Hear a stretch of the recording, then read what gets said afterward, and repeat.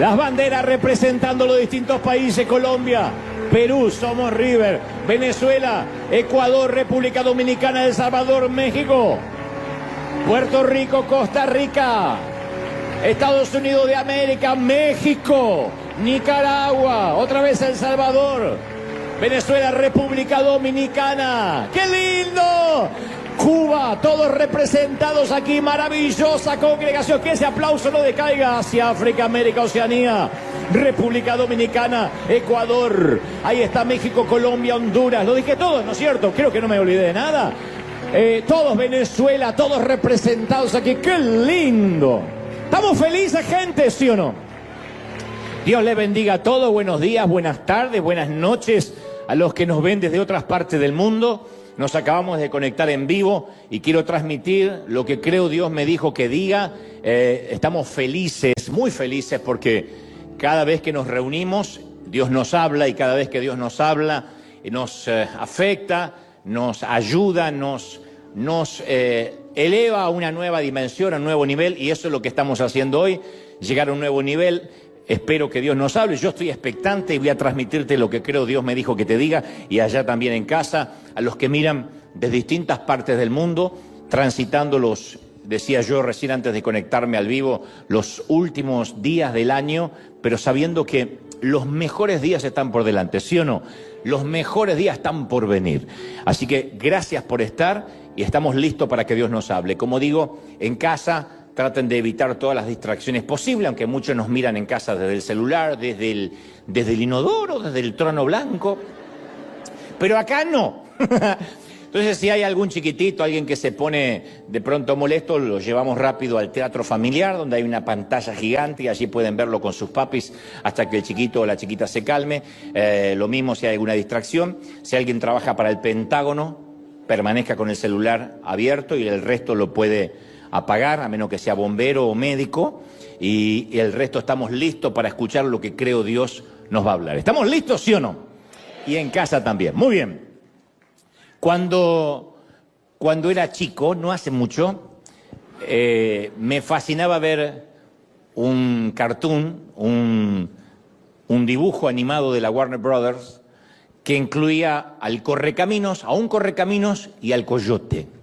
Siempre lo pasaban al mediodía en Argentina, antes de que yo fuera a mi colegio de la escuela primaria turno tarde. Siempre me veía al menos 1 o 2 capítulos del Correcaminos y el fallido coyote.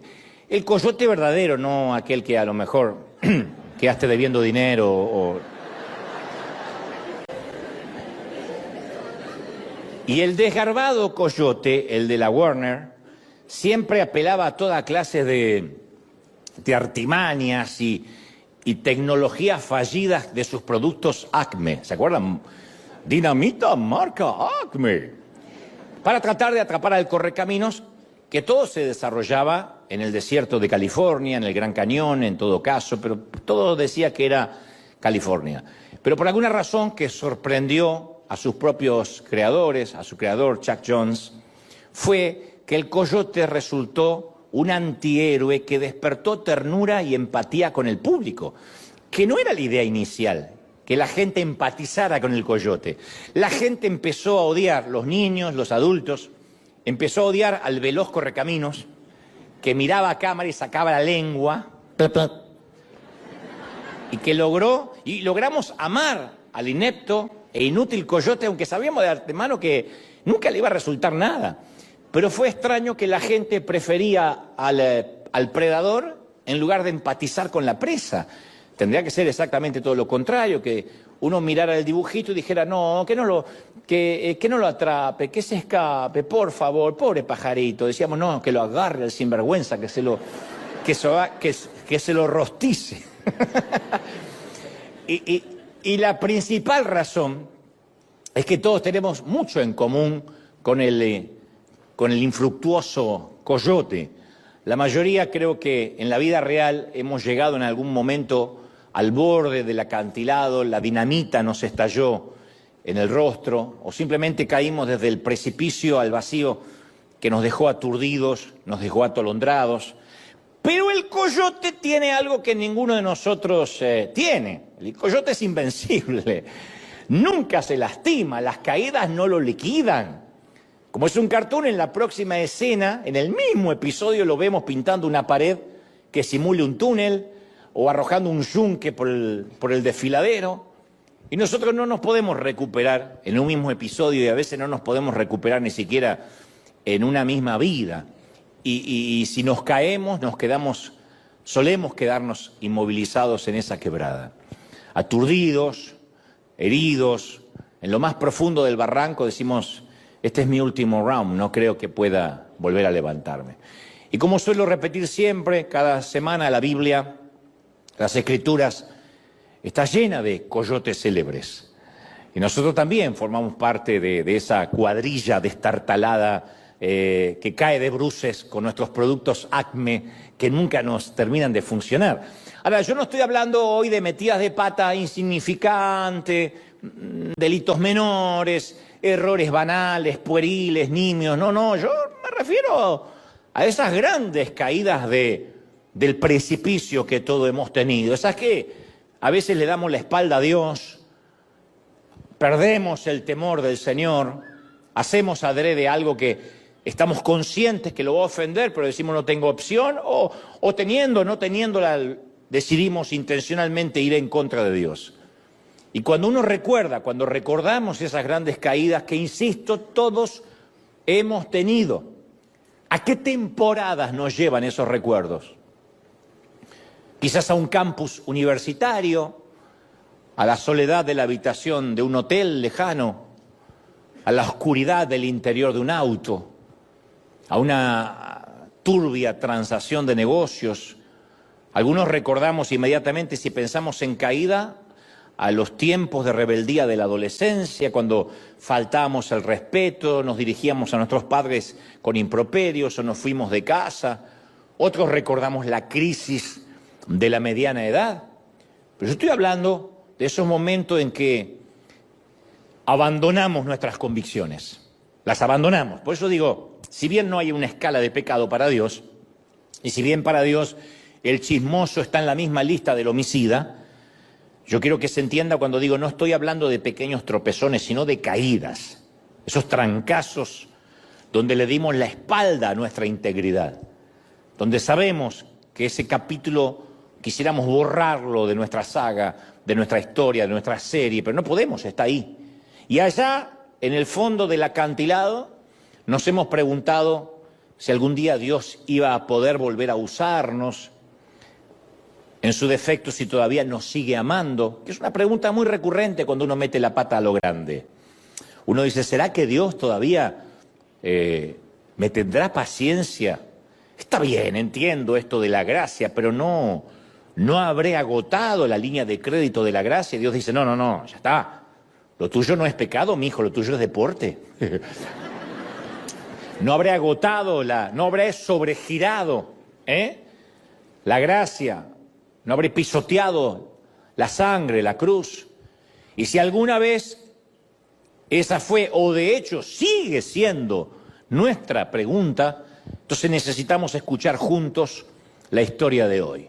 Y convenir, a priori, antes de empezar, que todos en algún momento de la vida, esto es condición sine qua non, no hay alguien que diga yo no, todos hemos caído al fondo del abismo como el célebre coyote de nuestra historia, Simón Pedro. La relación de Jesús con Pedro comenzó en el mar de Galilea, 3 años antes de la crucifixión. Ahí comenzó la relación, ahí se conocieron. El mar de Genesaret o de Galilea es una masa de agua de 10 kilómetros por 20 en el norte de Israel. A mí me ha tocado conocerla ocularmente. Se le dice el mar de Galilea, pero en definitiva es un enorme lago. Hoy en día sus costas atraen algunos autobuses de turismo, algunos guías y algún puñado de pescadores, pero mínimos. Pero en la época de Jesús, esa región bullía de gente. Y Pedro había estado pescando o intentando pescar toda la noche con sus amigos y Jesús, todavía no se conocían, estaban ahí, Jesús estaba en la orilla predicando toda la mañana, predicándole a la gente desde la orilla y Pedro tratando de pescar. Toda la noche la barca de Pedro flotó sin peces sobre la negra manta marina. Ni un solo pescado, solo atraparon en las redes basura del lago. Estaban cansados, frustrados, querían descansar. Los entiendo. ¿Quién quiere por la mañana fondear una barca vacía? ¿Quién quiere amarrar y limpiar una embarcación sin peces? Más si invirtieron toda la noche en la faena. Por eso entiendo la frustración de Pedro cuando llega a la orilla, atraca y quiere bajar las redes, irse a casa, y en ese momento el descansado carpintero, digo descansado porque él, aparentemente el carpintero que se dice ser el Mesías, no había estado toda la noche intentando pescar. Así que el descansado carpintero convertido en rabino le dice: hey, boga mar adentro y echen vuestras redes para pescar. Y como si fuese poco, este Jesús es un trabajador de la madera, no es un experto lanzador en redes. Yo si estoy ahí le digo: Jesús, ¿todo bien?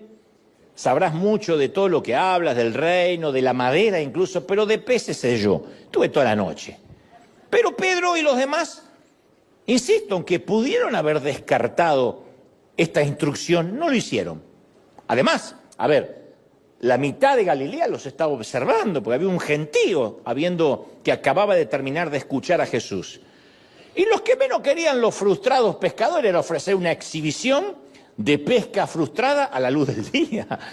Así que, pero por alguna razón que no sabemos, medio como a desgano, Pedro obedece. Digo a desgano porque no hay pasión en sus palabras. Le dice: Señor, hemos pescado o estado intentando pescar toda la noche, hemos trabajado toda la noche, no pescamos una sola mojarrita, ni una vieja del agua. Pero en fin, como sea, whatever, en tu palabra echaré la red, como sea, en tu palabra echaré la red. No hay pasión, no es que en tu palabra, aleluya, echaré la red. No dijo eso, dijo más. Jacobo y Santiago dice: what? Tiremos la red, porque hasta que le explicamos, ya está, una vez más. Solo obediencia. Las Escrituras mencionan, no ahí, sino en el Antiguo Pacto, hay varios pasajes que dicen que la creación obedece la voz del Creador. Por eso le decía hace una semana que la palabra dice: pregúntale a las aves del cielo. Dios le dice a Job: pregúntale a las aves del cielo y ellas te lo dirán.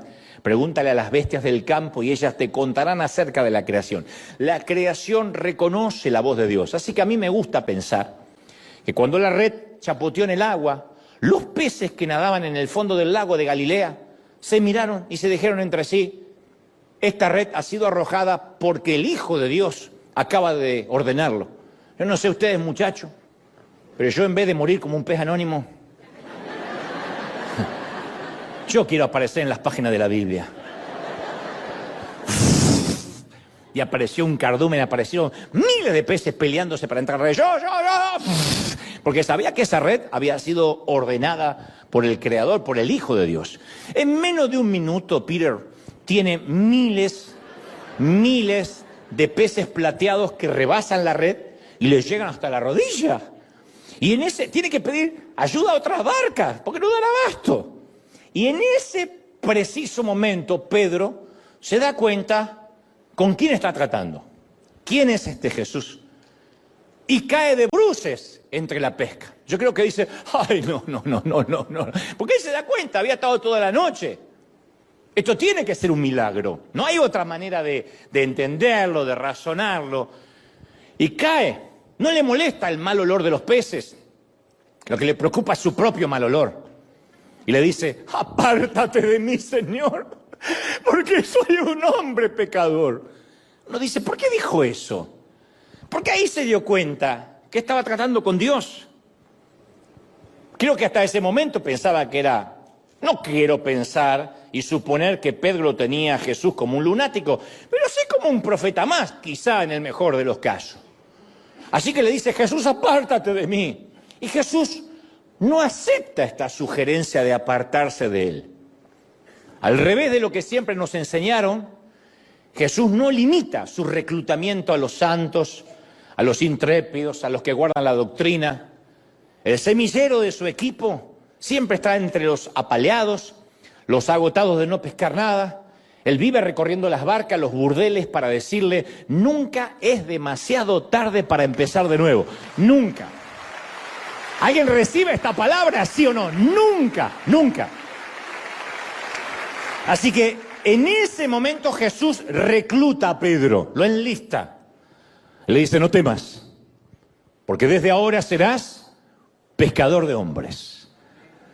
Le cambia el oficio en un segundo. Lo conoce, 5 minutos después le cambia el oficio. Le da un llamado.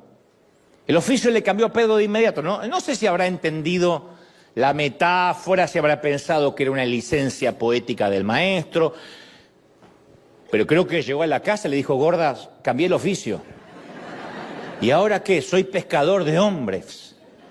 ¿Qué vamos a comer, hombre? No sé, pero tengo que pescar. Y así comenzó esta singular amistad entre Jesús y Pedro. Y a partir de ahí, Pedro tendría cimas, valles, altos, bajos, más bajos que altos.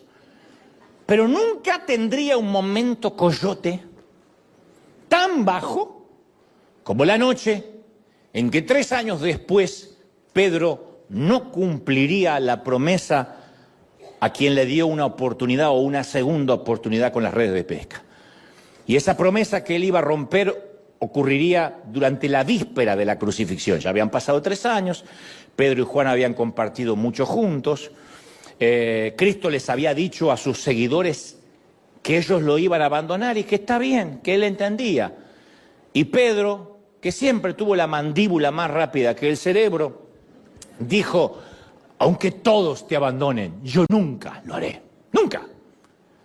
Jesús lo mira con ternura y le dice: bocón, Pedro,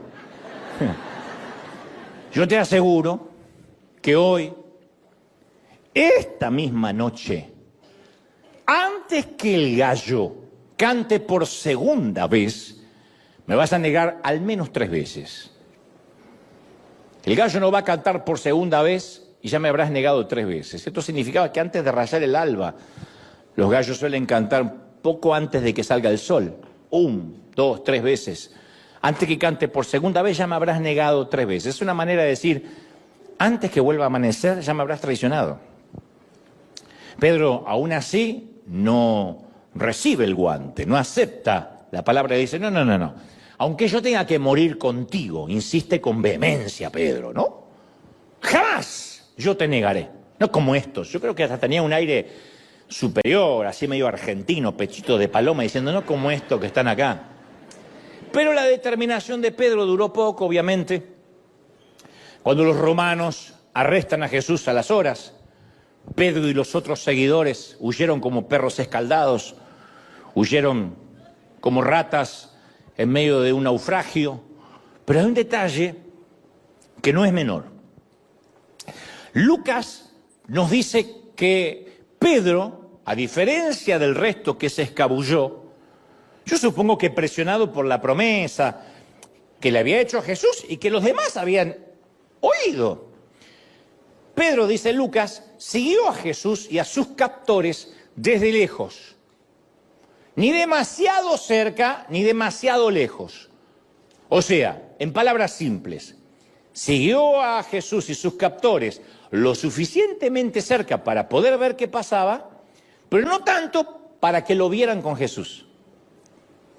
Hay mucha gente que toma esas actitudes, ¿no? Que no está lejos de la cruz, pero de alguna forma sienten que están cerca de la iglesia, a veces sienten que están cerca de Jesús, pero están lejos de la cruz, y siempre es como algo medio extraño donde hay personas que saben todo lo que pasa adentro, pero también todo lo que pasa afuera. Son gente de puerta, gente que no tiene un compromiso real. A mí me ha tocado conocerlos cerca de la cruz, lejos de Cristo. Saben todo lo que pasa en la congregación y saben lo que pasa afuera. No se comprometen mucho. Uno no podría llamarlos inconversos ni mundanos, pero tampoco podría llamarlos cristianos vehementes, porque están allí como simpatizantes. Y eso es lo que hacía Pedro. El amor hizo que sintiera vergüenza de salir corriendo, pero el miedo le hizo sentir vergüenza de acercarse demasiado. Y Marcos 14:54 lo relata así, dice, Pedro lo siguió de lejos a Jesús hasta dentro del patio del sumo sacerdote. Ese patio era una suerte de juicio acelerado, una suerte de corte donde iban a juzgar y, entre otras cosas, sentenciar a Jesús o empezar a sentenciarlo. Y dice que Pedro se sentó con los guardias y se calentaba junto a un fuego. En ese momento una joven, una muchacha, lo reconoce a Pedro. Le dice, hey, ¿tú no eras uno de los discípulos de ese hombre? Shh. No lo soy, dice mientras se calienta. Momentos más tarde le vuelven a preguntar por segunda vez. Otra persona, hey, ¿tú no eres uno de los discípulos de ese hombre? Pues claro que no. Por segunda vez lo niega. La tercera pregunta precede de alguien más cercano, un pariente de un tal Malco con el cual Pedro había tenido un incidente pocas horas antes. Le dice, hey, ¿no te vi a ti en el huerto con Jesús? Y esta vez acorralado Pedro, ya es la tercera, insulta. La Biblia dice que maldice, no sabemos exactamente qué dijo, pero posiblemente maldijo a su Señor con algún improperio, con alguna grosería poco plausible, de manera que quede claro que él no tiene nada que ver con ese Mesías. Y en ese preciso momento, cuando él se está mandando su insulto, ocurre algo inverosímil. Un gallo se despierta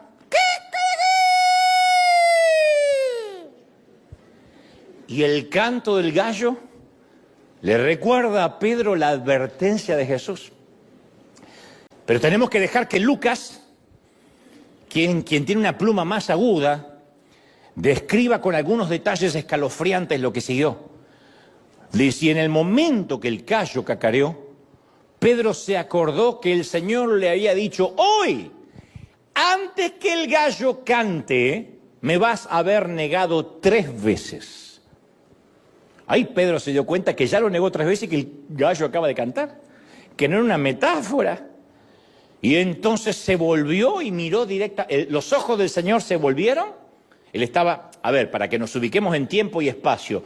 Jesús estaba en el patio de Caifás, un patio abierto, afuera estaban los guardias y el fuego donde se estaba calentando Pedro. En el momento que el gallo canta, el Señor, dice Lucas, se volvió y lo miró directamente a los ojos a Pedro. Pedro alza la vista, mira hacia la sala de la corte, únicamente para ver que Jesús lo estaba mirando.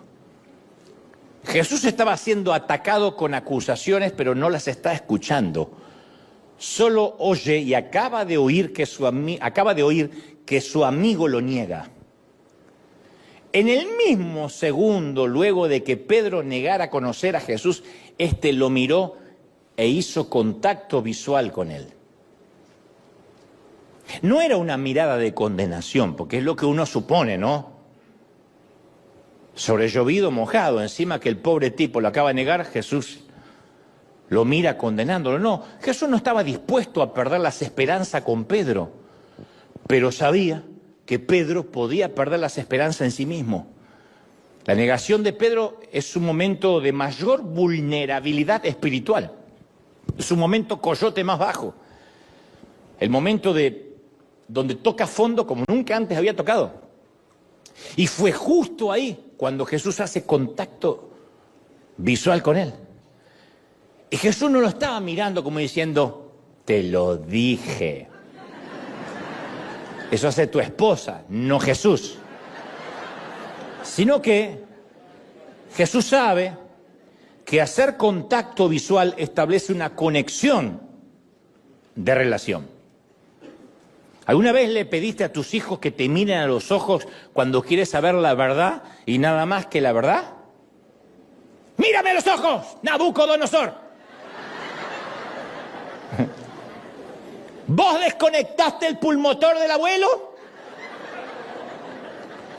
¿O miraste directamente a los ojos a la persona que amas? ¿O te pasó de evitar el contacto visual con una persona sobre la cual estuviste murmurando y chismeando? Cuando hay gente que te evita el contacto visual, es porque estuvo hablando. Y no precisamente bien. ¿Por qué? Porque mirar a los ojos es un acto de intimidad. Si lo miras el tiempo suficiente, vas a poder ver su alma. Y si él o ella te mira el tiempo suficiente, también va a ver la tuya. Entonces Jesús no necesitó decir ni una sola palabra. De hecho, si Jesús hubiese hecho solo un gesto, un guiño de ojo, lo que sea, lo hubiera delatado a Pedro. Hubiese hecho que lo arresten. Así que yo sé que he hecho a volar mi imaginación al estilo película, pero creo que a lo sumo Jesús lo que hace es...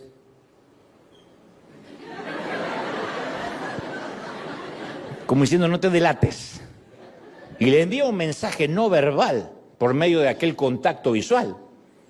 De alguna forma le está diciendo, Pedro, mírame, yo te perdoné antes de que me negara, por eso te lo dije. Solo quiero que sepas que no perdí la esperanza contigo. Todavía estamos juntos en esto. ¿Sí o no? Todavía estamos juntos. No voy a perder la amistad y lo que tenemos por una simple negación que te dije que iba a ocurrir. Somos nosotros los que decimos, no, yo no voy a pecar, yo no voy a caer, yo le prometí al Señor. Dios dice, sí, por eso morí por los pecados, los que hiciste, lo que estás haciendo y los que prometés que no vas a hacer. Te ama el Señor. ¿Cuánto nos ama el Señor, sí o no?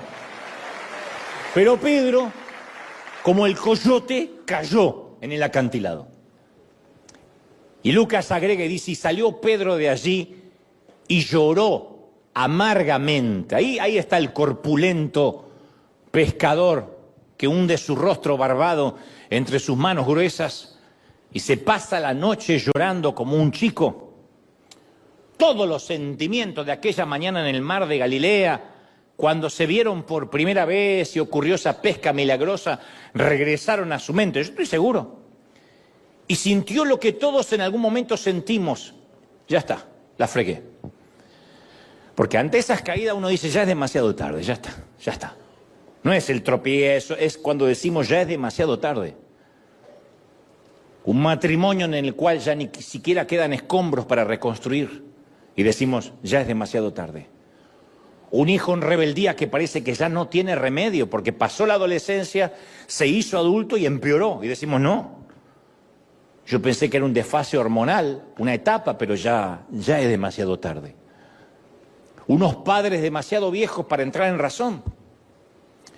Teníamos discusiones cuando más o menos ellos eran personas relativamente jóvenes, pero ahora parece que la vejez y la senilidad hicieron que sean más intransigentes que nunca, y si no cambiaron a los 50 años, ya sabemos que a los 70, a los 80, mamá y papá no van a cambiar.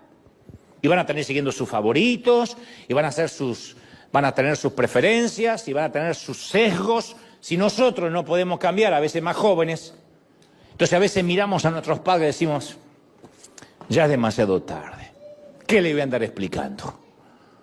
Una reputación demasiado arruinada que decimos, no hay forma de redimir esto. Ya es demasiado tarde, nos descubrieron, nos vituperaron, me blasfemaron. ¿Cómo arreglo esto? Ya es demasiado tarde. Una salud muy descuidada.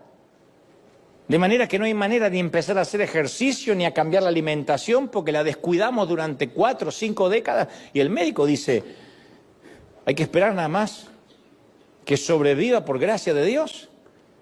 Yo conozco esos demasiado tarde en alguno de los puntos y encima de sentir que es demasiado tarde, se suma el canto del gallo cada bendita mañana. Los que nos recuerda que caímos. El canto del gallo puede sonar a la voz de la iglesia, de los hermanos que nos acusan, de una madre que te dice, yo te dije que no te casaras, de un pastor que dice, saliste de mi cobertura y por eso te pasa lo que te pasa. El canto del gallo puede venir disfrazado de mucha gente que nos acusa, que nos señala. Estamos en la cama y viene alguien y dice, algún pecado tienes, algo habrás hecho, debes tener algo escondido, algo que no confesaste, estás pagando, esta es la cosecha, el karma. Ese canto del gallo siempre suena y empeora las cosas, porque tras el golpe, la caída, encima vienen las cargas de culpa. Estaba leyendo que durante los primeros años del siglo XX, el siglo pasado, había un psicólogo y médico ruso llamado Iván Pavlov, que hizo ciertos experimentos que, entre otras cosas, lo hicieron alzarse con el premio Nobel. Y él notó que los perros, cuando saben que van a comer, segregan saliva de manera natural. Empiezan a salivar, sacan la lengua y salivan. Pero Pavlov quería ver si podía causar esa misma sensación en los canes con algún otro estímulo. Entonces, antes de alimentar a los perros, él solía tocar una campana. Y después de hacerlo de manera regular, cada vez que tocaba la campana, hubiera o no hubiera comida, los perros salivaban. Y llamó a este resultado, al resultado de este experimento, reflejo condicionado. Él concluyó que todos los seres humanos, todo el mundo animal, estamos condicionados por ciertos sesgos y por ciertos reflejos. Y gran parte de nuestra conducta y de nuestro carácter y de las cosas que hacemos y cómo actuamos es dictado por esos reflejos condicionados, conscientes o inconscientes.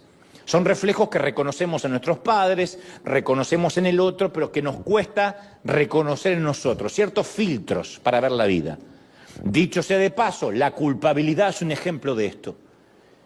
En el momento que nosotros le confesamos a Dios nuestro pecado, sea cual sea, Él lo perdona y lo olvida. ¿Estamos de acuerdo, sí o no? No solo lo olvida, sino que se olvida de que se olvidó. El ser humano no sabe perdonar. Porque si uno comete un error criminal y va 30 años a la cárcel, se supone que pagó su deuda con la sociedad. Sin embargo, cuando sale de la cárcel es un expresidiario, le costará horrores conseguir un empleo y ante cualquier pequeño detalle, ya sea cruzar una luz en rojo, se le conmuta la pena, lo que se llama los antecedentes. Nunca se le borran los antecedentes. Cuando el Señor nos perdona, los antecedentes se borran, desaparecen. No es que Dios dice, ya la tercera vez, mi hija.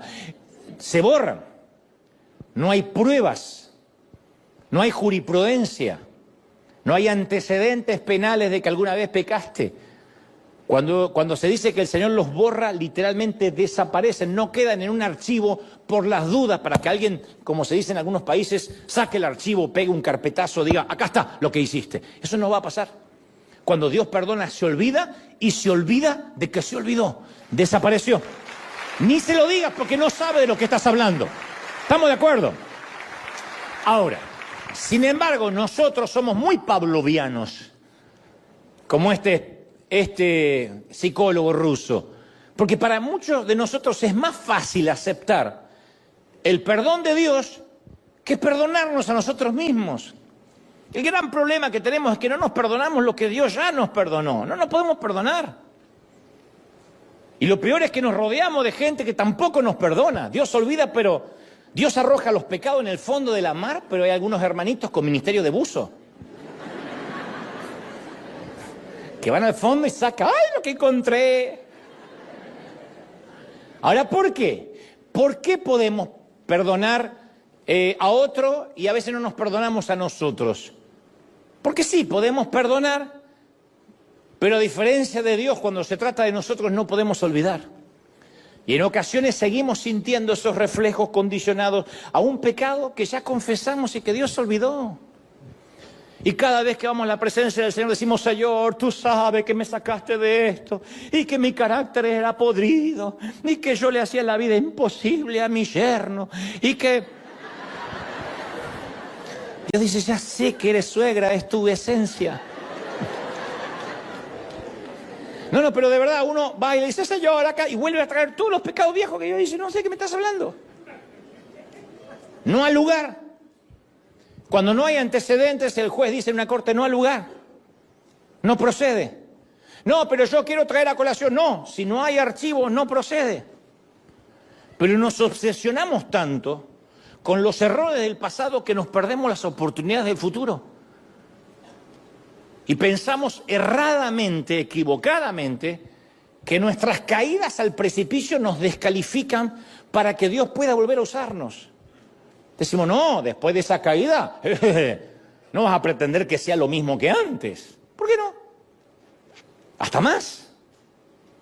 Bueno, porque hay ciertas cosas que a Dios le repugnan. Y cuando Dios perdona, cuando Dios limpia, todas las cosas son hechas nuevas. Yo sé que es una locura. Se llama gracia. ¿Estamos de acuerdo, sí o no? Y Pedro tenía un reflejo condicionado. Tenía un sesgo pavloviano. Así como los perros salivaban los perros de Pavlov cuando su amo tocaba la campana. Cada vez que Pedro sentía... por lo menos esos 2 días, se le estrujaba el corazón, el alma se le hacía añicos. Y no podía andar matando los gallos de todo el mundo.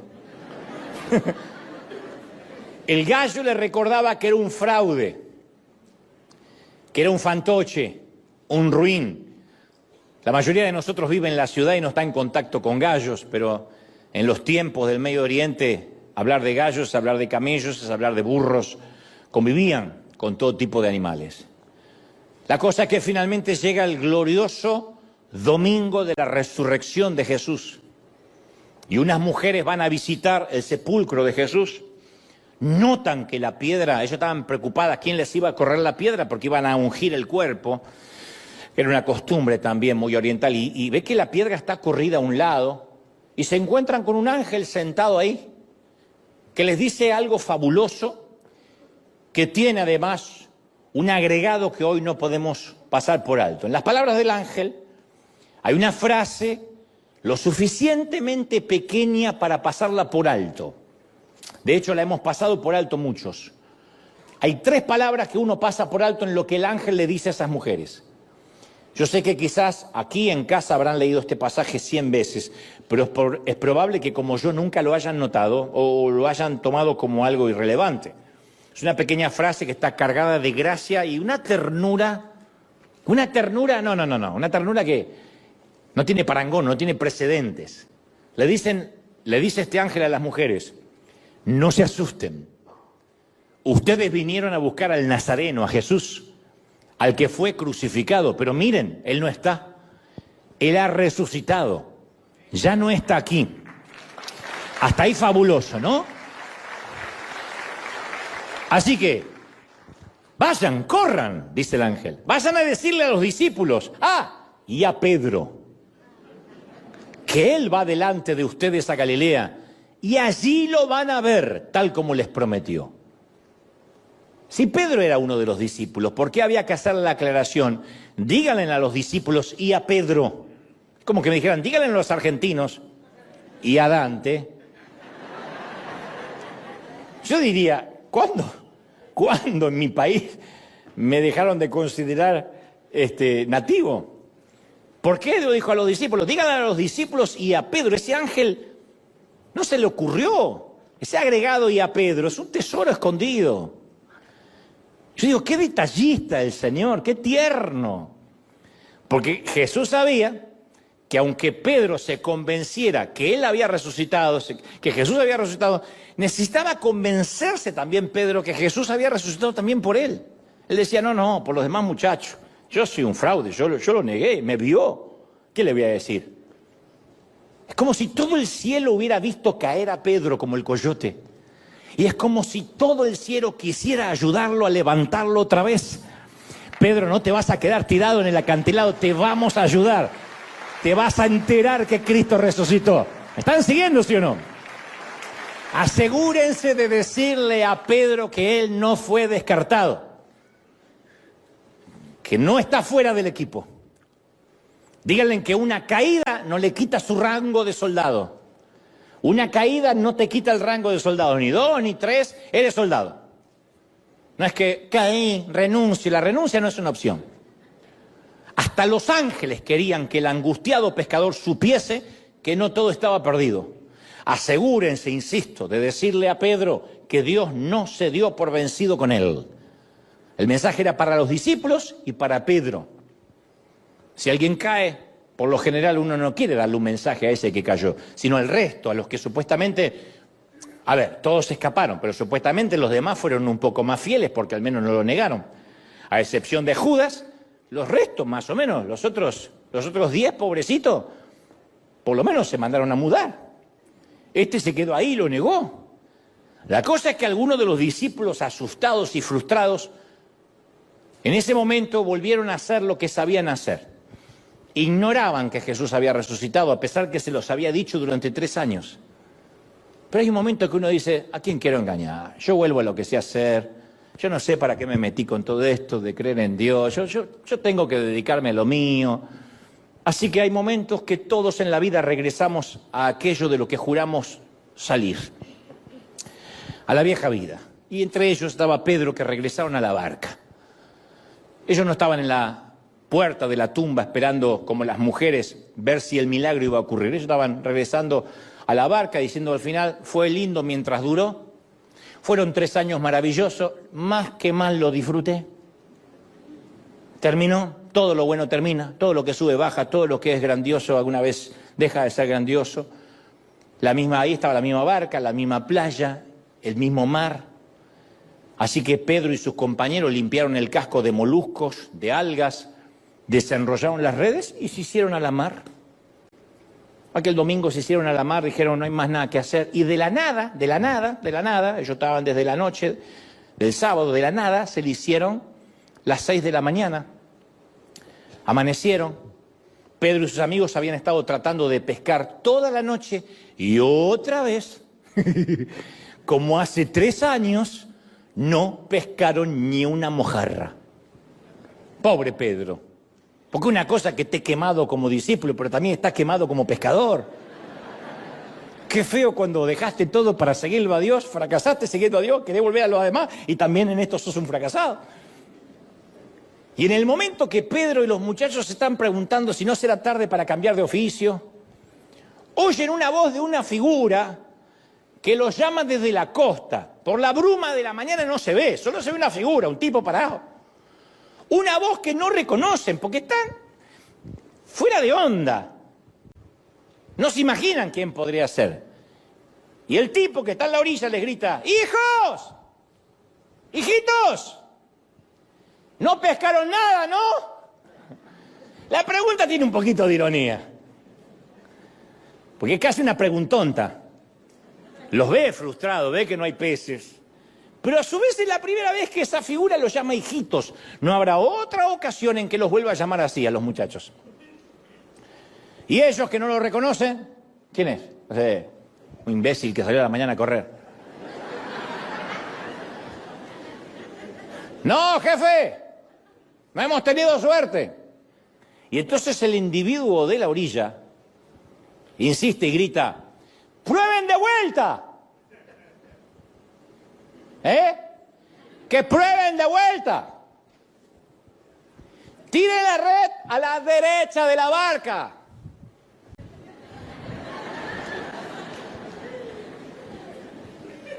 ¿Qué dice el tipo este? No sé, nos quiere enseñar desde allá dónde tirar la red. No, de verdad, no se dé por vencido. A la derecha. A la derecha. Y los tipos, sin nada que perder, sin orgullo que proteger, lo hacen. Y dice la palabra, y entonces echaron la red a la derecha. Y no lo podían sacar, la red, no la podían sacar por la gran cantidad de peces. Otra vez, Nimo y compañía dicen, muchachos, es la oportunidad de ser famosos. Y en ese preciso momento, Pedro tiene un déjà vu. Pedro dice, un momento. Cuando no puede sacar las redes de lo que pesan, dice, no, yo ya viví esto. ¿De verdad está pasando otra vez? ¿De verdad? Todos en algún momento experimentamos un déjà vu, que es un término inventado por un psicólogo francés, Émile Boirac, que su traducción literal de déjà vu es ya visto, en francés, déjà vu, ya visto. Déjà vu. Me salió como el zorrino de la Warner. Mon amour.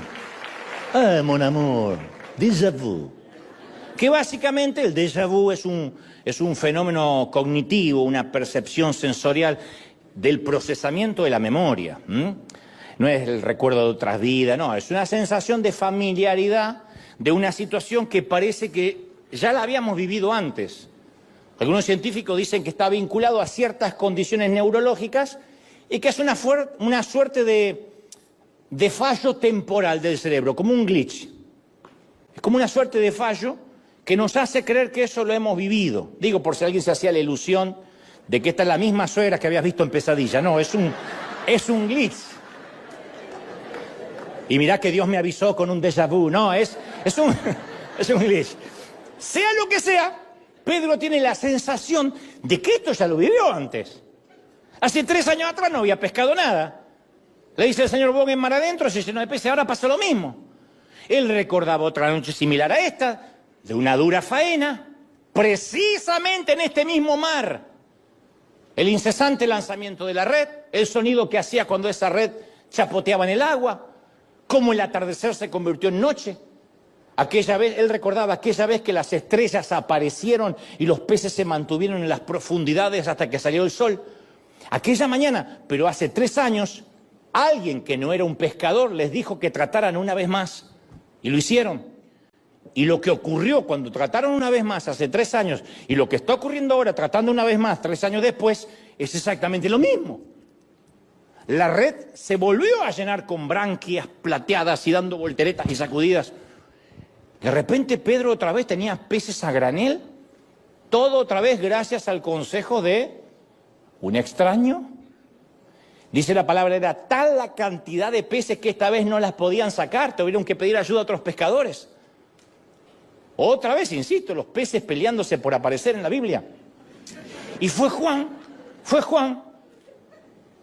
el que primero se da cuenta que el extraño de la playa no es un extraño. Dice, Pedro, es el Señor.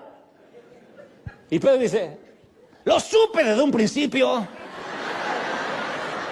Hay solo una persona que hace este truco con peces. Porque yo solo conozco a uno que llena redes con peces hasta reventar. Esto solo me pasó 2 veces en la vida y esta es la segunda. Y Pedro, por alguna razón que no sabemos, la Biblia dice que estaba encuerado, se puso el jean azul, la camisa a cuadros que nunca lavaba por cábala y se tira al agua como aquella vez que bajó caminando al mar. Pedro necesitaba otro milagro de pesca, igual que el anterior, para saber que Jesús no había cambiado en nada para con él. El mismo milagro, la misma gracia, la misma unción, el mismo llamado. Alguien tiene que celebrar por ese Señor. ¡Aleluya! Nada cambia.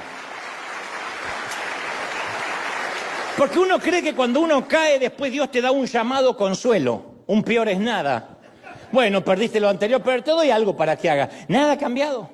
Es más, había más peces ahora que la primera vez, porque ahora tuvieron que pedir ayuda a otros pescadores. Señor, quería decir, no hay rencores, mijo. Sigues estando en el equipo. No hay rencores. Y Pedro sale, después de nadar, sale empapado del agua y llega hasta la orilla. Y Jesús, recién resucitadito, está colando café.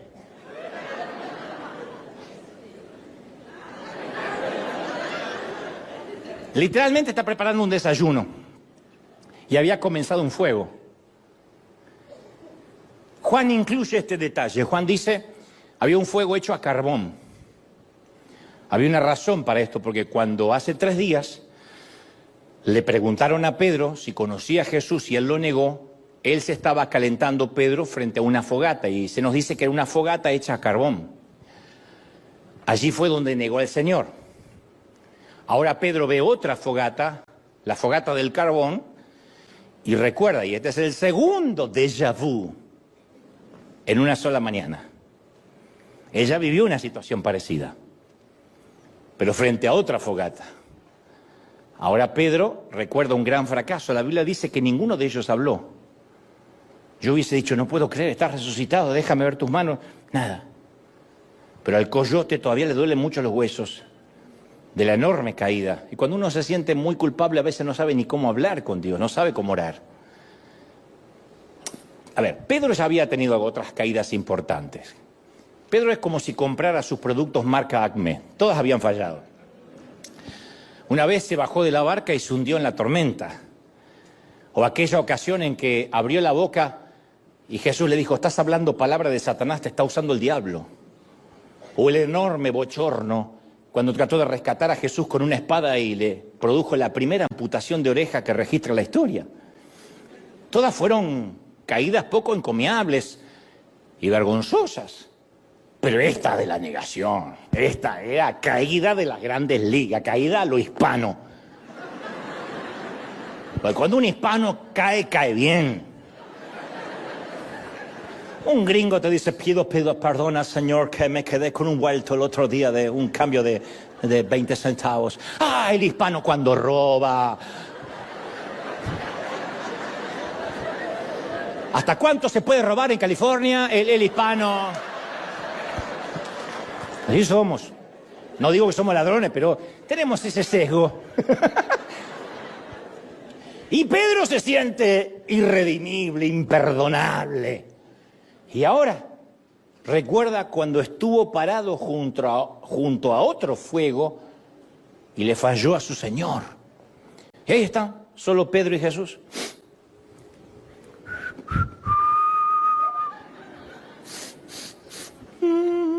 Es la primera vez que están de nuevo juntos, ¿eh?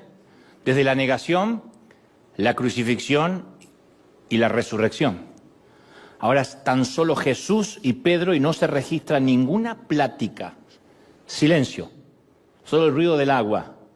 Los demás todavía están bogando con los peces, no bajaron. Y están ahí los dos ante un pequeño fuego de carbón. Y Pedro se siente demasiado vulnerable. Espera una palabra de Jesús, como un prisionero espera oír el veredicto de la corte. Cuando uno dice, por favor, dime algo. Dime algo. Pedro no dice ni una palabra, no tiene cara para hablar. De hecho, ninguno de los dos, insisto, dice una sola palabra, excepto que se disponen a desayunar, porque el siguiente versículo dice, y luego de haber comido, y ocurre la plática, pero antes no. El Cristo resucitado no necesitaba comer, tenía un cuerpo glorificado. Aún así se permite un último desayuno con su amigo. No desayunó con ninguno de los otros 10. No desayunó con ninguno de los que no lo negaron. Pedro era el que necesitaba un desayuno. Y Jesús preparó un menú sencillo. Salmón de Galilea, bacalao, algo de rodavalo, lenguado, caballa, arenque, anchoas, una trucha arcoíris, tilapia, un maji-maji, servido con café recién colado.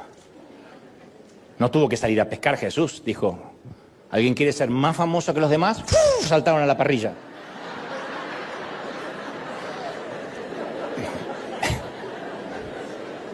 Porque ¿cómo llegaron esos pescados ahí? Por orden de Dios. Che, el Señor pide a algunos para sacrificarse. Yo. Y se saltaron. Y fueron así, por la orillita así.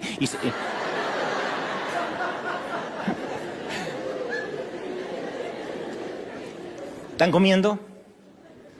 Pedro no habla, toma el café.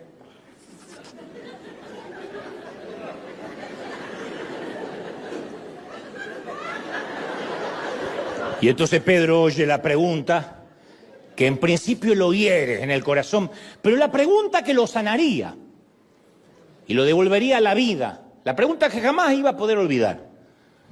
Ergo, Jesús, de manera adrede, no lo llama por su nombre Pedro, sino por su viejo nombre Simón. Usa su nombre formal como si dijera, no estoy asumiendo que todavía quieras tener la antigua relación cercana que alguna vez tuvimos. No quiero dar por sentado que todavía quieras seguir usando el apodo que te di. No es que te lo haya quitado, es que no quiero dar por sentado que todavía quieres seguir siendo mi amigo.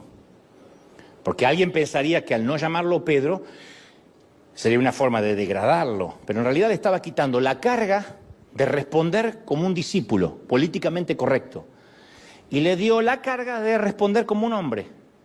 No era Jesús y el discípulo, eran dos amigos desayunando, como si fuera una manera de quitarle la carga de lo que había hecho y como si se estuvieran encontrando otra vez por primera vez, un déjà vu. Simón, primera palabra, Simón, hijo de Jonás, hijo de Juan, ¿me amas? ¿No le dice, Pedro, te arrepientes de lo que hiciste? ¿Me prometes que nunca más volverás a fallarme? Solo le hace una pregunta directa y tierna. ¿Me amas? Cuando alguien te hace esa pregunta, el corazón está en juego, siempre. Es la pregunta de un enamorado esperanzado. Es la pregunta que un padre anhela hacerle a un hijo que se fue de la casa, aunque teme preguntársela, porque teme que le dé una respuesta negativa. Ahora parece que Jesús es el vulnerable. Ahora Jesús es el enamorado que espera una respuesta. Y Pedro responde de cierta manera evasiva. Se muere de amor por su Señor. Pero teme que si le dice, sí, te amo, con locura, teme que Jesús le recrimine, y si me amas con locura, ¿cómo pudiste hacer lo que hiciste? No es lo que nosotros le diríamos a un empleado que nos roba, a alguien que nos fue infiel. No le diríamos, yo soy tu pastor, sí, y me respetas, sí, ¿por qué hiciste lo que hiciste?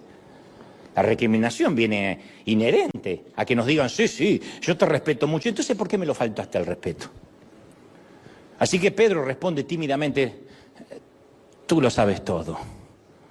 Tú sabes que te aprecio, que sí que te quiero. Y Jesús, mientras sirve otra tacita de café, dice, bueno, entonces vas a tener que ocuparte de las ovejas. Apacentarlas, digo. En otras palabras, te está diciendo, regresa al equipo. Te quiero como uno de mis pastores. Esto se repite 3 veces hasta que a Pedro le duele. ¿Por qué Jesús me sigue preguntando? ¿Por qué no me cree? Le preguntó 3 veces lo mismo y 3 veces obtuvo la misma respuesta. Porque Pedro no sabe lo que nosotros sí sabemos, que el Señor de la segunda oportunidad, con cada pregunta lo está sanando. Este es el tercer déjà vu de aquella mañana. Tercero, Pedro había negado 3 veces frente a una fogata a su Señor. Y ahora estaba teniendo la oportunidad de profesar su amor frente a otra fogata otras 3 veces. Una oportunidad por cada traición. 3 negaciones, 3 nuevas oportunidades. Impresionante, 3 veces. Una oportunidad por cada vez que te equivocas. Nunca te lo olvides cuando digas, no, pero yo llevo varias. Por cada traición, una nueva gracia. Jesús le dice a Pedro y nos dice a todos los que hemos estado parados junto al fuego de la traición y le hemos fallado, nos pregunta, ¿todavía me amas? ¿Todavía me amas? Si yo le dijera, Señor, aquí estamos pecadores, aquí está toda esta gente que en la semana cometió todo tipo de horribles pecados, ¿qué tienes para decirles? El Señor me diría, pregúntales y pregúntale a cada uno si todavía me aman. Diles, ¿de verdad no los quieres consumir? ¿No los quieres exhortar? Dile si todavía me aman. Podría haber preguntado, ¿crees que después de lo que hiciste aún te amo? Pedro, ¿te sientes digno de mi amor? ¿De verdad tan cara rota eres? Pero en lugar de eso, el traicionado quiere saber si el traidor todavía lo ama. E incluso Jesús nos está preguntando eso a nosotros hoy. No importa lo que hayamos hecho. ¿Me amas? Cuida los dones que te di. ¿Me amas? Cuida el llamado que te di. Alimenta mis ovejas, regresa al juego. Hay gente necesitada, hay vecinos al lado de tu barrio, al lado de tu casa, hay gente en tu oficina, hay gente en tu colegio que te necesita. ¿Me amas? Regresa al equipo. Regresa. Y a mí siempre me va a quedar la duda y no entiendo por qué ninguno de los dos habló de la traición. ¿Merecía una plática difícil o no? Traiciona a alguien y tendrás una plática difícil con el traidor y el traicionado. Ellos nunca la tienen. ¿Qué tal algo como Jesús? Tienes que entender, estaba bajo presión. Y estuve leyendo un libro de Freud que dice que cuando uno está bajo presión, uno tiene sesgos cognitivos que se relacionan con las células espejo que hacen que uno reaccione sin pensar. No hubo explicación. ¿Solo me amas? Jesús fue a las bases, no a la periferia de la traición. Como aquellos que se aman demasiado como para revolver errores o pasados dolorosos que no suman nada a la relación. Cuando amas, dice, bueno, vamos, para adelante. Pedro había fallado 3 veces. Y Jesús le volvió a encomendar su misión también 3 veces. Si Jesús quiere sanarlo, también tiene que sanar sus sesgos. Ahora tiene que sanar sus reflejos condicionados. Porque el maestro, a ver, no lo puede mandar de vuelta a predicar a los confines del mundo con sentimientos de culpa al pobre. Porque el Señor no manipula a nadie con la culpa. Yo digo siempre, no llames a nadie por teléfono motivado por culpa, no prediques por culpa, ni se te ocurra diezmar u ofrendar por culpa. Ay, no, que le estoy robando al Señor, la culpa no sirve. Sí le está robando, pero la culpa no sirve. La culpa no sirve. A donde sea, Jesús sabía que a donde sea que Pedro vaya en un futuro, cada vez que escuchara ¿qué? El otrora predicador se iba a morir de culpa. Iba a estar, porque yo siento esta mañana, aleluya, ¿qué? Apaguen el gallo. La culpa nunca fue un combustible que funcione. La culpa es corrosiva, es oxidante. Así que Jesús se aseguró de preparar aquel desayuno, dice, al despuntar el alba, según la Biblia. Jesús volvió a comisionar a Pedro mientras estaban cantando los gallos. Ese fue el cuarto déjà vu de aquella inolvidable mañana. La tercera vez que Pedro dice, sí, tú sabes que te amo, se escucha un gallo. ¿Qué? Y a partir de aquel momento, el canto de un gallo dejó de ser un recuerdo de la caída que le producía sentimientos de culpa, para ahora ser el canto del gallo cada mañana que lo oyera, un recuerdo de una nueva asignación, de una nueva misión que le producía sentimientos de gratitud. Alguien tiene que celebrar, ¿tú lo crees? ¿Qué? ¡Aleluya! Otra mañana para predicar. Pedro escuchaba el gallo y decía como Juan Carlos Ortiz decía, este es el día que ha hecho el Señor, nos alegraremos en él. Así decía el querido fundador de esta congregación. Yo pienso que Pedro escuchaba el gallo y se levantaba, saltaba de la cama, otro día para predicar.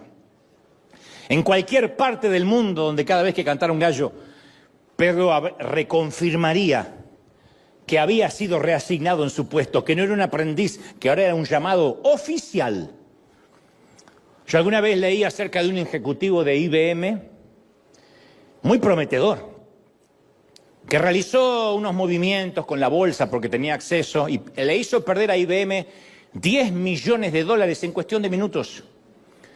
Y lo llamaron de la oficina de Tom Watson, el fundador y líder de la IBM durante 40 años, una leyenda en los negocios. Y el joven ejecutivo, abrumado por la culpa y el miedo, dijo, me imagino que llamó para pedir mi renuncia, aquí está, renuncio ya. Y Watson contestó, debes estar bromeando, muchacho. Me acabas de costar $10 millones. Acabo de invertir $10 millones en tu educación, no me puedo dar el lujo de aceptar tu renuncia, eres un tipo muy caro para perder. Y siempre me imaginé la cantidad de veces que Pedro había presentado su renuncia ante el Señor. Intentó renunciar tantas veces como el coyote había caído. Número 1, Pedro hace su famosa confesión de que Jesús, ¿quién dicen que soy? Tú eres el Hijo del Dios viviente. Y Jesús le dice, bendito eres, porque esto no te lo reveló ni carne ni sangre, sino Dios. Muy bien, y Pedro se agrandó, como zapato de monja, así.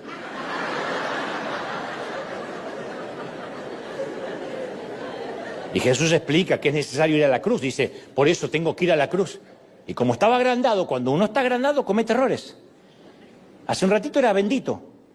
Y ahora comete un error, Pedro. En vez de quedarse callado, dice, no, te reprendo, Jesús, no irás a la cruz. Y Jesús le dice, Satanás, no hables a través de él. Un ratito era bendito, al otro día lo estaba usando Satanás, al ratito. Me imagino que Pedro dijo, tienes razón, actué impulsivamente, yo la boca no me coincide con el cerebro, acá está mi renuncia. Imagino a Jesús diciendo, estás bromeando, Pedro. Acabo de invertir una enseñanza en ti. No me puedo dar el lujo de aceptar tu renuncia. Número 2, en el mar de Galilea, Pedro sale del bote y comienza a caminar sobre las aguas porque dice, si eres tú, dime que vaya hacia ti. Pero en un momento lo deja de mirar a Jesús. Y el temor y la duda lo abruman. Y se hubiera ahogado si Jesús no lo agarra. Y apenas lo agarra, que creo que lo puede agarrar de la barba. Jesús le diagnostica el problema, le dice, hombre de poca fe. Me imagino que Jesús cuando sube a la barca dice, ya está. Tú no te mereces tener a alguien de poca fe al lado. Yo me agrando con grandes gestos, pero no confío del todo. Estoy lleno de preguntas, de temores y la vergüenza que pasé ahí. Acá está mi renuncia. Y Jesús dice, estás bromeando. Acabo de invertir un milagro en ti. No puedo dar el lujo de aceptar tu renuncia. No, ni loco, te quedas. Número 3. En la peor noche de Jesús, Pedro dijo, yo te seguiré, no importa lo mucho que me cueste, no importa lo que digan los demás. No lo pudo seguir ni una noche. Negó 3 veces a su mejor amigo. Y me imagino que le dice a Jesús, siempre tuviste razón. Te fallé en el momento más vulnerable, te negué, acá está, ahora sí está mi renuncia. Y Jesús le dice, ¿estás bromeando? Acabo de invertir una resurrección en ti. No me puedo dar el lujo de aceptar tu renuncia. A ver si lo entiendes, Pedro, y lo entiende toda la gente de River. Cuando yo salvo a alguien, nadie lo arrebata de mi mano, no renuncia, no se dan por vencido, no se entregan, no se rinden. Alguien tiene que celebrar, ¿sí o no? Digo, ¿qué hubiese pasado si Pedro no hubiese enfrentado sus metidas de pata? ¿Qué hubiera pasado si le hubiese restado importancia a la negación, le hubiese echado la culpa a otro por su caída y bueno, estaba bajo presión? ¿Qué habría pasado si nunca habría salido de la quebrada en la que cayó? ¿Cuántos sermones habrían quedado sin predicarse? ¿Cuántas vidas habrían quedado sin conocer el Evangelio y cuántas epístolas sin escribirse? Si Pedro no hubiese sentido arrepentimiento, nunca, jamás habría proclamado la gracia de Jesucristo. Si no hubiese salido del fondo de la quebrada, nunca habría conducido a otros al Señor. Esto nos lleva a preguntarnos cuántas historias no contadas hay hoy aquí hoy, en el suelo de la quebrada. Allí donde parece que solo el coyote de la Warner Brothers puede resucitar en el mismo episodio. ¿Cuántas vidas aquí esta mañana, tarde o noche en casa, han sido neutralizados por la culpa? Neutralizadas por la culpa. ¿Cuántos Pedros permanecen en el primer fuego de la traición, de las sombras? Pero Pedro está acá para darnos una salida. Nunca nos olvidemos que en la historia de Pedro hubo 2 fuegos. Ese fue el gran déjà vu por excelencia. El primero, el de la negación, pero el segundo es el fuego de la gracia. El primero lo encendieron los hombres, el segundo lo encendió Cristo. El primer fuego, Pedro negó a Jesús. En el segundo lo confesó, le dijo que lo amaba. ¿Qué llevó a Pedro de un fuego a otro? ¿Cómo fue su paso desde el fuego de la negación al fuego de la gracia? Entre ambos fuegos hay 2 hechos: las lágrimas de Pedro, el arrepentimiento genuino, y la cruz de Jesús. Ambos son esenciales en esta historia, porque si Pedro hubiese derramado lágrimas sin la cruz, como Judas, habría sido solo remordimiento, y el remordimiento no cambia a nadie. Todos tenemos remordimiento. No confundas ese remordimiento con arrepentimiento. Pude haber sido un papá mejor, no debía haber hecho esto, no debía haber contestado, sí, me siento mal en el fondo. Eso es remordimiento. No hacer nada por eso es hacer lo de Judas. Son lágrimas sin cruz. De haber visto Pedro como Judas, la cruz sin lágrimas, solo habría conocido la arrogancia y se hubiese muerto tratando de explicar de que pobrecito a él no le quedó otra que negarlo. Pero al ver la cruz y tener lágrimas, conoció la redención. Entonces mezcla las lágrimas de cualquier pecador con la cruz del Salvador y el resultado será un gozoso coyote emergiendo de la quebrada de la culpa. Y esa gracia fue suficiente para que este Galileo pueblerino propagara el Evangelio de la segunda oportunidad y llegó hasta Roma, lugar donde el imperio lo asesinó. Pedro fue asesinado en Roma. Si alguna vez nos preguntamos qué es lo que hace que un hombre que alguna vez negó al Señor como un cobarde, ahora esté dispuesto a matarse por Él, tenemos que recordar que todo pasó en ese desayuno. Y fundamentalmente no podemos olvidarnos que Pedro también terminó siendo crucificado como el Señor, aunque boca abajo. Y creo que mientras que lo subían al madero, Pedro dice,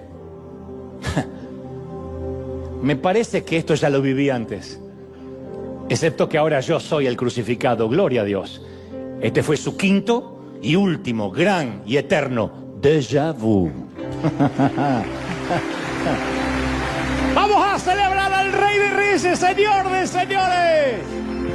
Vamos, dale un aplauso grande por esos déjà vu, por esas segundas oportunidades, por eso volver a empezar, que alguien celebre más que eso, bendito eres. Todos, alguien tiene que celebrar, el Rey ha hablado hoy. ¡Wow! Bendito eres. ¿Cuántos reciben esta palabra? ¿La reciben de verdad, sí o no? Y acá está el desayuno. El Señor nos ofrece esta mañana una segunda fogata. No es solo una oportunidad más, es la oportunidad de regresar al equipo, de sumarte. Todo será olvidado a partir de este mismo minuto. Se borra todo, los warnings, las advertencias, los tickets, las multas, las condenas y las sentencias. No habrá jurisprudencia, no habrá ningún juez en ninguna corte, en ningún lugar remoto del mundo que podrán mencionar tu caso. Porque el Señor borrará las evidencias. Por si no lo sabes, una de las metidas de pata de Pedro fue cortarle la oreja a un servidor de uno de los guardias. Sacó una espada y le cortó la oreja a alguien. ¡Oh! Y Jesús fue y le pegó la oreja al muchacho. Y luego, claro, lo quisieron acusar a Pedro de violencia. Pero siempre la pregunta estaba, ¿y dónde está la oreja cortada? ¿Dónde está el herido? Y como Jesús le había pegado la oreja de vuelta milagrosamente, borró las evidencias. Todo lo que hayamos cortado, roto, herido, lastimado, las evidencias han sido borradas. Y cuando alguien quiera revolver tu pasado, tú podrás decir, ¿y dónde están las evidencias? Yo no veo ninguna oreja cortada. Cuando el Señor perdona, borra las evidencias. No solo las borra, sino que te dice, bueno, a trabajar, vamos, apacienta a mis corderos, ¿me amas? Así que por favor, esta mañana nadie se ponga a hablar de las traiciones, del pecado, lo que me viene a la mente, porque eso no es algo que el Señor acostumbra a hablar durante los desayunos. Él no quiere que la comida caiga mal, así que solo hablaremos de amor. ¿Todavía amas? Yo interpreto que sí, si no, no estarías aquí a la mañana. ¿Todavía amas en casa? ¿Todavía te gustaría dar la vida por Él? Este es un hermoso déjà vu. Para los que dicen, yo ya viví esto tantas veces, pero bien, este podría ser una de esas vueltas, esas sagas, esas continuaciones, una remake, una nueva oportunidad del primer llamado. ¿Queremos que Dios nos use, sí o no? Te pregunto, ¿amas al Señor? El Señor me dice, ¿me amas? El Señor me dice que te pregunte, ¿me amas? Dice el Señor, ¿me amas? Dile que te mueres de amor por Él. Cierra tus ojos un momento y dile, Señor, te amo con todo mi corazón. Tú conoces todas las cosas.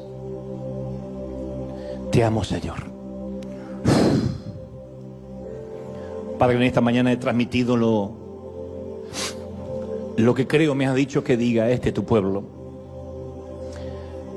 Percibo que del otro lado de la línea, tras la pantalla, hay líderes, pastores, que han claudicado, han bajado los brazos y al costado del camino se han quedado relegados diciendo, lo que hice no califica dentro de la gracia de Dios. Pero el Señor me dice que te diga, ¿me amas? Porque si me amas, vuelve a la carrera. Si me amas, vuelve por mis ovejas. Empieza donde sea que tengas que empezar. Empieza otra vez, pero empieza. Empieza. Porque te estoy dando la vine a buscar a los discípulos y a ti. No saben la cantidad de veces, mis queridos, que yo he puesto mi nombre en ese episodio. Díganle a mi iglesia y a Dante que yo he regresado por ellos. Yo me incluyo, yo reemplazo a Pedro por mi nombre porque siempre soy de tener ese reflejo condicionado de que cuando Dios habla de la iglesia no habla de mí. Cuando habla de los siervos ungidos ya no está hablando de mí. Soy el menor de todos, no creo ni que me recuerde. Y el Señor siempre me dice, y a Dante. Y Él viene y me prepara un desayuno para 2.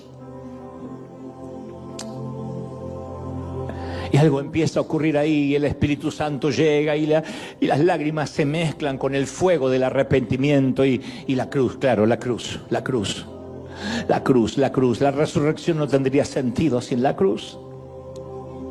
Si tan solo Judas hubiese corrido a la cruz. En este caso la cruz corrió hacia Pedro. La cruz lo encontró en la misma playa donde lo había encontrado la primera vez. Sabes, el Señor sabe dónde encontrarte, conoce la dirección. Él sabe dónde ubicarte. Él sabe dónde ir y se meterá en los recovecos de tu vida y te volverá a traer a casa. Vuelve a casa, pequeña. Vuelve a casa, pequeño. Padre, a los que están en casas, a los que están en sus hogares, en Europa, en Asia, en África, en América, en Oceanía. Señor, trae una convicción de arrepentimiento. Los que hoy se van a reconciliar con el Señor. Corre a los pies de Cristo. Vamos, corre. Corre a la cruz. Corre. Salta al agua y corre a la cruz. Corre. Hay gente corriendo a la cruz ahora.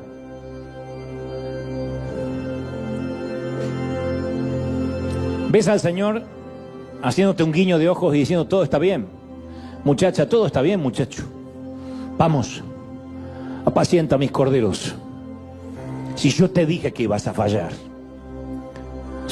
la promesa que hiciste que no me ibas a fallar, que no ibas a pecar, dice el Señor, fue unilateral. Yo nunca firmé ese contrato, dijo el Señor. Yo sabía que ibas a fallar, te lo dije. ¿Recuerdas cuando anticipé Satanás te ha pedido para zarandearte como a trigo? ¿Qué pensaste que era el zarandeo? Me ibas a negar. Ibas a violar tus convicciones. Y si yo sabía que lo ibas a hacer y te seguía amando y no te eché, ¿por qué te despediría ahora? Eres alguien muy caro. Invertí mucho proceso en ti. ¿Me oíste? Invertí mucho proceso en ti, mija. Mucho proceso en un ámbito controlado para dejarte ir. Tú te cansas de mí, yo no de ti. Tú me eres infiel, yo no te soy infiel. Y a veces bastará mi fidelidad, dice el Señor, para los dos. Cuando no quieras venir a orar, cuando no quieras venir a buscarme, bastará mi amor para los dos, hasta que puedas amarme otra vez. Así de mucho te amo, así de mucho te extraño, así de mucho he pagado un precio por ti. Bendigo a los que están en casa, bendigo a los que están aquí. Gracias, Señor, por este momento. Oh, dulce Espíritu de Dios. Dulce Espíritu de Dios. ¿Pueden sentirlo? Recibe. Te vas. ¡Aleluya!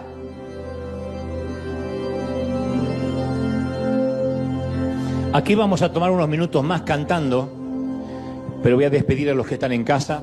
Que Dios los bendiga, que Dios los guarde, que haga resplandecer su rostro sobre ustedes.